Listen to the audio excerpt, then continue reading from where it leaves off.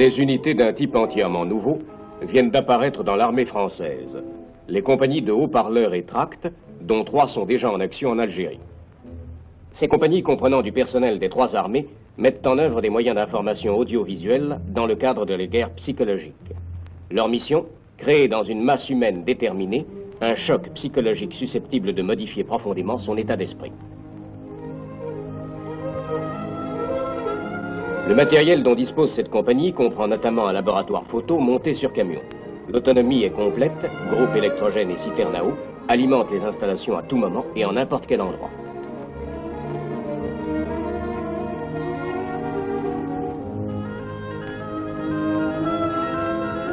Tout événement dans la zone traitée peut donc être exploité par l'image dans des délais minima.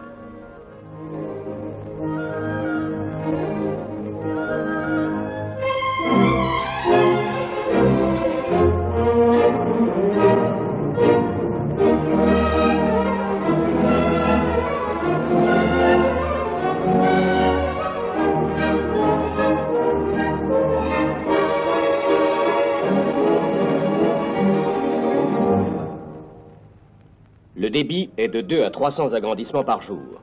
Des panneaux photos sont très rapidement agencés pour les besoins d'une action déterminée.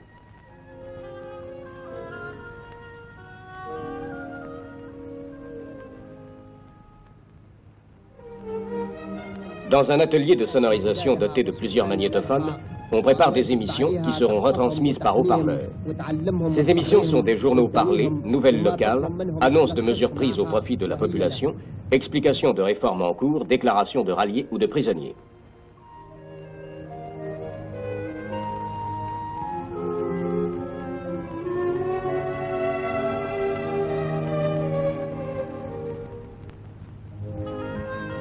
Un atelier de reproduction monté sur camion est chargé de l'impression rapide de tracts qui accentueront l'impression produite par les photos et les émissions de haut-parleurs.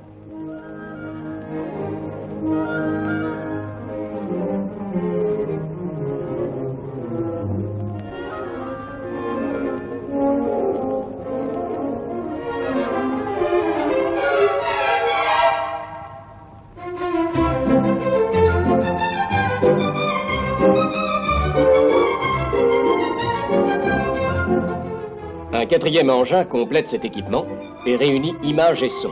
C'est le camion cinéma doté d'un appareil sonore de 16 mm qui projette par un jeu de miroir sur un écran transparent permettant des séances en plein jour.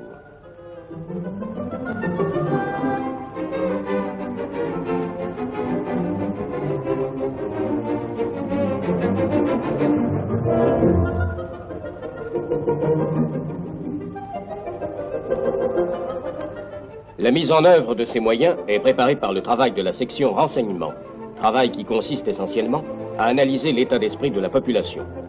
Une liaison extrêmement étroite doit être établie et entretenue avec le commandement militaire local, commandant de secteurs et de quartiers, les organismes d'action psychologique, 5e bureau et officiers itinérants, et enfin avec les autorités civiles, en particulier les officiers des SAS.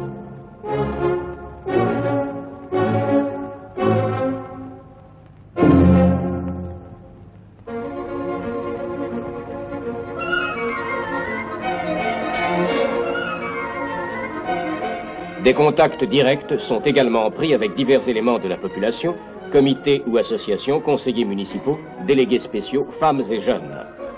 L'opinion réelle des gens, leurs préoccupations, les événements dont ils ont été témoins et l'emprise plus ou moins forte de la propagande adverse constituent la carte psychologique de la zone à traiter. Celle-ci étant clairement établie, le commandant de la compagnie peut alors décider de la forme et de la nature de l'action à entreprendre dans le cadre des campagnes ordonnées par le commandement. À la ferme où cantonne la compagnie, tout est paré pour le départ. Et des éléments de la section action se mettent en mouvement. Véhicules, haut-parleurs approvisionnés en bande magnétique enregistrée, camionnettes chargées de tracts et de panneaux photos et camions cinéma.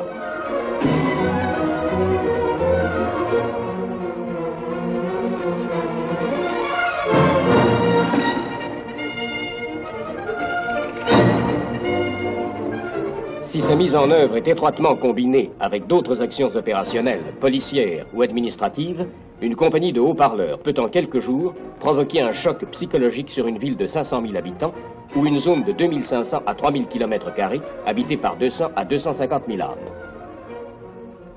Dans les zones rurales à faible peuplement, elle peut couvrir au maximum 40 à 50 000 habitants, les points d'application étant principalement les marchés.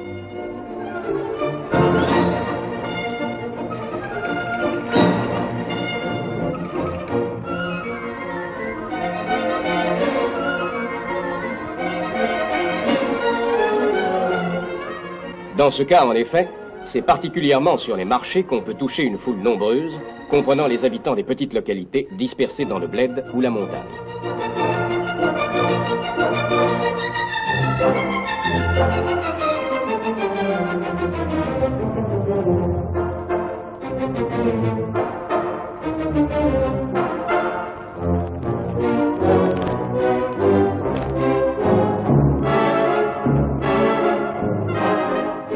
Les haut-parleurs sont mis en batterie, tandis que les couleurs françaises sont hissées, symbole de la cause et de l'idéal qu'il s'agit de défendre.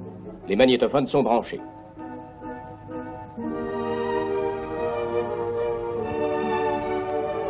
Une autre équipe installe les panneaux photos et les gens écoutent et regardent. Images et sons, au service d'idées simples et nettes, pénètrent lentement leur esprit.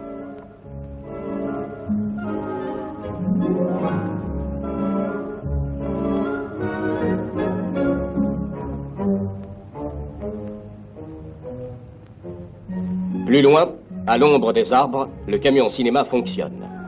Et la magie de l'écran attire tous les regards. Films récréatifs, documentaires et quelques films d'information tournés dans la région même, où les spectateurs se retrouvent eux-mêmes dans leur cadre familier.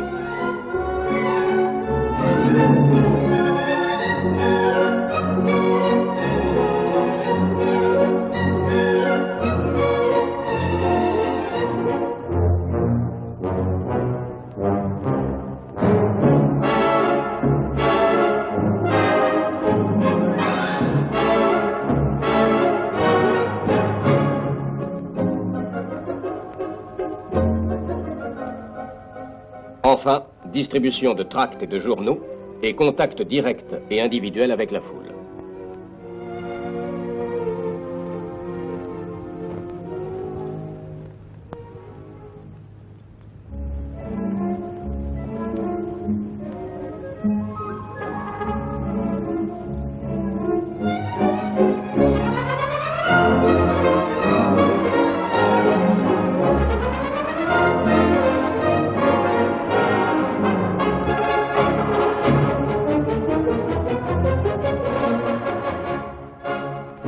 Les résultats obtenus par les compagnies de haut-parleurs ne peuvent être évalués par des signes tangibles, mais partout où elles ont été employées en Algérie, elles ont exercé une influence considérable sur les foules, allant de la simple détente des esprits jusqu'à la conquête des cœurs et des âmes, avec un accroissement notable de demandes de protection et de ralliement, comme du volume et de la qualité des renseignements fournis par la population.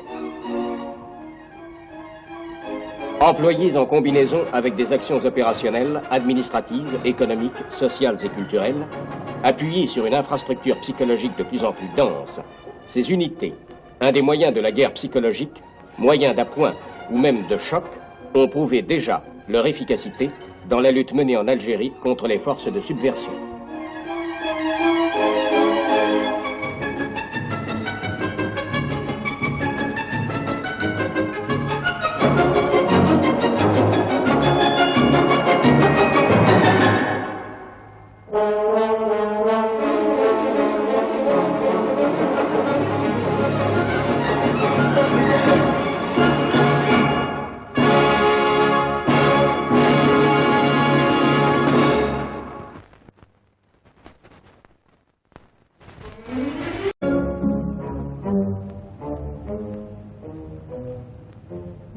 Plus loin, à l'ombre des arbres, le camion cinéma fonctionne.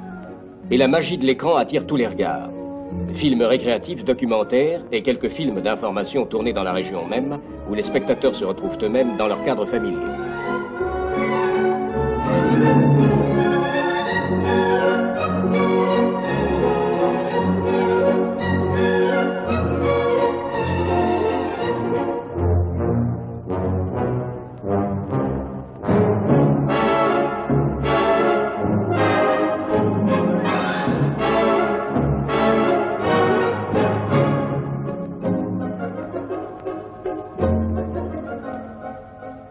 Enfin, distribution de tracts et de journaux et contact direct et individuel avec la foule.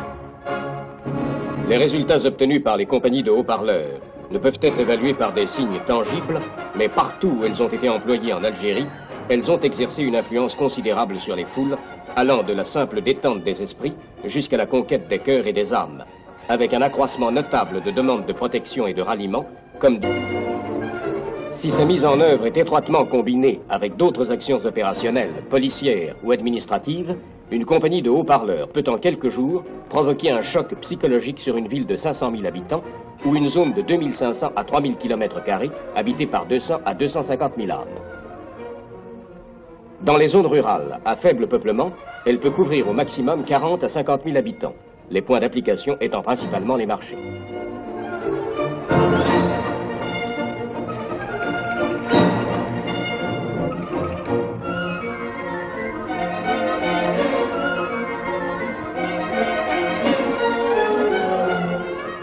Dans ce cas, en effet, c'est particulièrement sur les marchés qu'on peut toucher une foule nombreuse, comprenant les habitants des petites localités dispersées dans le bled ou la montagne.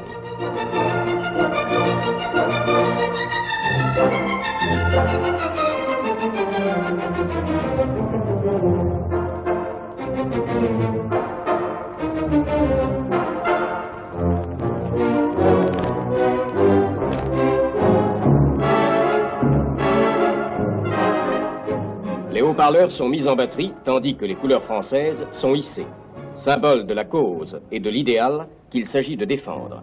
Les magnétophones sont branchés.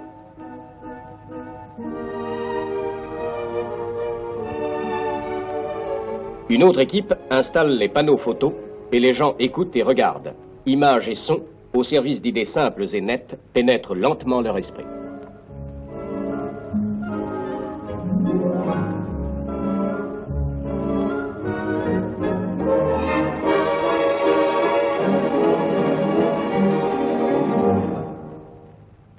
Le débit est de 2 à 300 agrandissements par jour.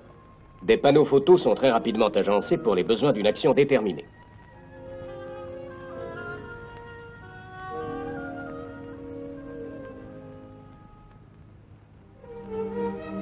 Dans un atelier de sonorisation doté de plusieurs magnétophones, on prépare des émissions qui seront retransmises par haut-parleurs. Ces émissions sont des journaux parlés, nouvelles locales, annonces de mesures prises au profit de la population, explications de réformes en cours, déclarations de ralliés ou de prisonniers.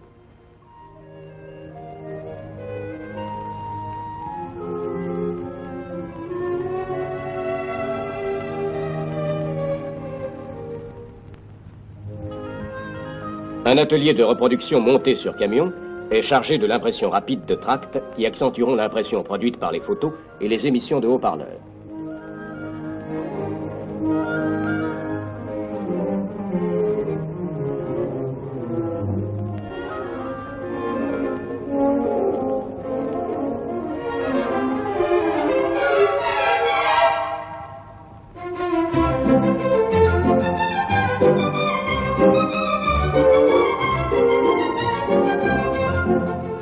Un quatrième engin complète cet équipement et réunit images et sons. C'est le camion cinéma doté d'un appareil sonore de 16 mm qui projette par un jeu de miroirs sur un écran transparent permettant des séances en plein jour.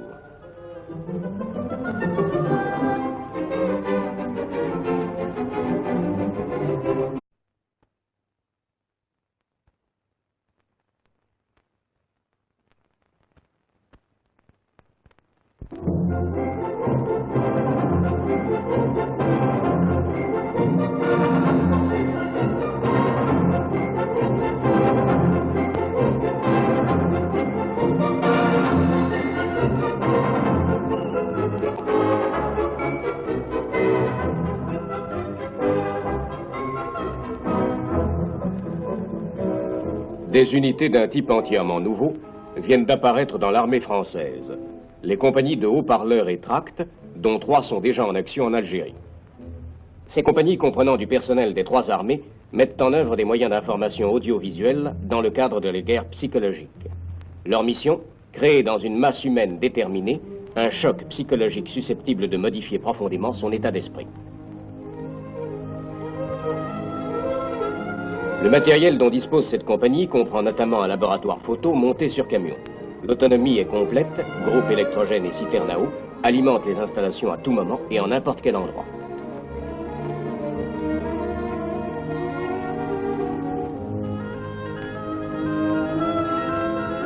Tout événement dans la zone traitée peut donc être exploité par l'image dans des délais minima.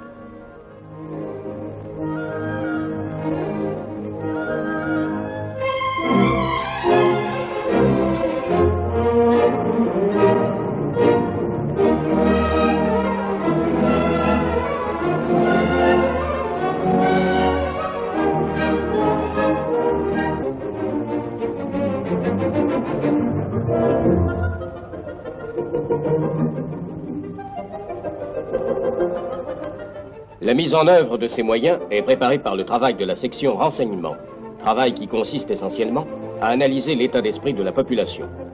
Une liaison extrêmement étroite doit être établie et entretenue avec le commandement militaire local, commandant de secteurs et de quartiers, les organismes d'action psychologique, 5e bureau et officiers itinérants, et enfin avec les autorités civiles, en particulier les officiers des SAS.